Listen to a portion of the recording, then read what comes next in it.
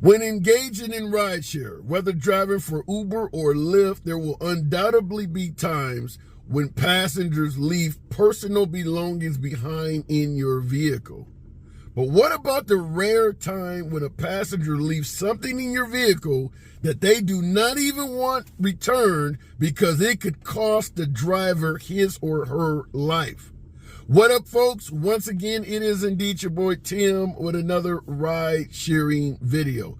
This one takes the cake, folks. I've never heard a story like this before, and hopefully none of us ever hear a story like this ever again. Comes from an article titled "Times Square is Evacuated After Grenade is Found in Back of Uber." Somebody left a fucking grenade in the back of a rideshare vehicle. We talk about how dangerous it is to drive in rideshare. Getting blown up has never been part of the formula. So this is upgraded type shit. But when you hear how this transpired, it may give a bit more credence as to what you can and cannot avoid, because this may have been somewhat avoidable, but damn, a grenade. Here's the gist of the details. Times Square is evacuated after a grenade was found in the back of an Uber as anti-Israel protesters made their way through New York City, preventing NYPD from reaching the device. So we're talking the anti-Israel protests that are going around all over the country. Obviously, New York, you're going to have a bigger group of protesters than a lot of other cities, but make no mistake about it, we're all aware that Israel is taking a lot of flack for kind of overkill on Hamas after what took place October 7th, but I'm not going to get into the details other than the fact is Hamas went into Israel, killed up a bunch of people, and Israel, which is a military superpower in the region, decided to really kick the hell out of Hamas's ass. And they've overdone it. They've really overdone it. They lost 1,000 people on October 7th, and right now they're at some 30,000. And a lot of the individuals that Israel has killed has been innocent victims. So folks are begging for Israel to have a ceasefire, and it's sparking these protests. But what about putting a grenade in the back of an Uber? Obviously, the driver don't have shit to do with what's going on in the Middle East. Nevertheless, this sounds like a case, possibly, we're speculating here because authorities have not stated about whether an arrest was made or not, but could possibly be a case where the protester went to the event, caught an Uber there, had this device on them, and it fell out of their possessions or out of their pocket or something while they were riding in the car. Nevertheless, this will scare the shit out of any driver to turn around, particularly when you're involved in a protest like that where you know this could be real. Here is the continuation though. An Uber driver turned to look in the back seat after dropping a passenger off on 42nd and 7th Avenue in Times Square and saw the explosive device. The driver notified the police just after 4 p.m. and NYPD deployed the emergency services unit and the bomb squad to the scene. So even the cops took it seriously. Anti-Israel protesters were marching through the streets and blocking traffic at the time of the emergency. The number one lesson here is stay away from protests, particularly those that could turn violent. I'm going to throw Black Lives Matter protest in there, for instance. This is the type of shit you don't want to be near. If people are blocking traffic and things like that, and not even taking it totally from an aspect of violence, just you may have a hard time getting out of that.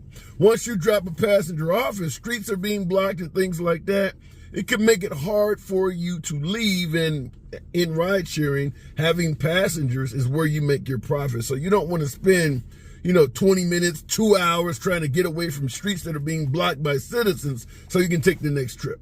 So stay away from protests. If you know someone is asking you to take them to some shit like this, don't do it. Or if you get near, tell them, unfortunately, I got to stop this trip. I can't take you any further. Now, in this case, because you're hauling around somebody with a fucking grenade, it may have not went very well in the driver's favor. But there is a slightly happy note to this story. Once the police were able to get to the vehicle with the bomb squad, they did determine that the grenade was inert. They didn't say it was fake. They just said it was inert, which means it was not capable of exploding. Like I stated before, it sounds to me like the Uber driver was hauling around a passenger in this protest that was likely going to make a statement with the fucking grenade. Maybe walk up to NYPD or something and throw it at them. How do you feel? This is what's happening to folks over in Israel. You know, something of that nature, but stay away from protests. 4 p.m., so you're not really out at ridiculous hours of the day. We talk about nothing good happens at the midnight, but this is in the middle of the day.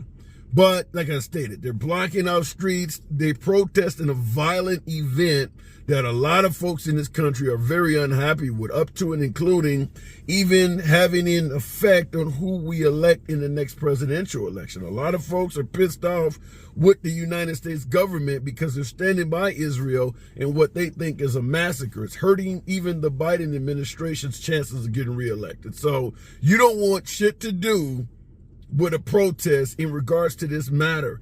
And understand, until this event is concluded, talking about the Hamas-Israeli war, until that's concluded, there will be more protests on this topic. So if you're in any major metropolitan area or market that is having a protest and you're out taking trips, stay away from that area.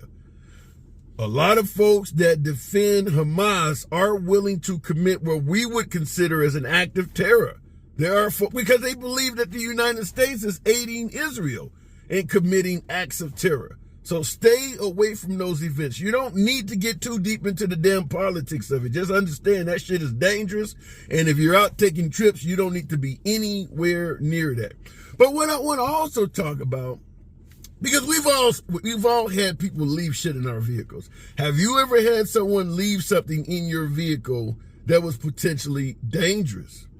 Firearm, knife, some type of weapon. You know, we talk about defensive tools. Have you ever had someone leave that in your vehicle? You turn around and you're like, damn, this could have been my life that I was hauling this person around carrying that. Have you ever had something like that happen? Last but not least, something that would be on a brighter note for us drivers.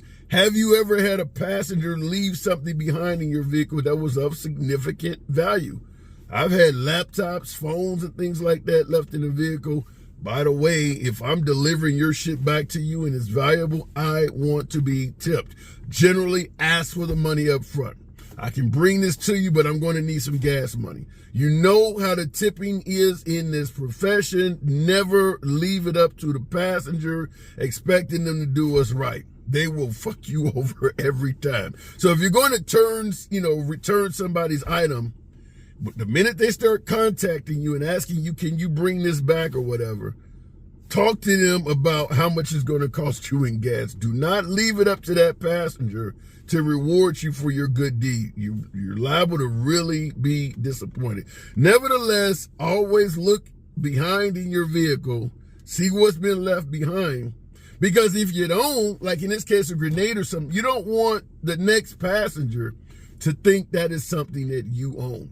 Also, for you folks who are doing the after-hour club, bars, things like that on the weekends, open containers, driving with an open container is obviously a major violation in most states. So people do get in your vehicle with beer cans, wine bottles, and things like that.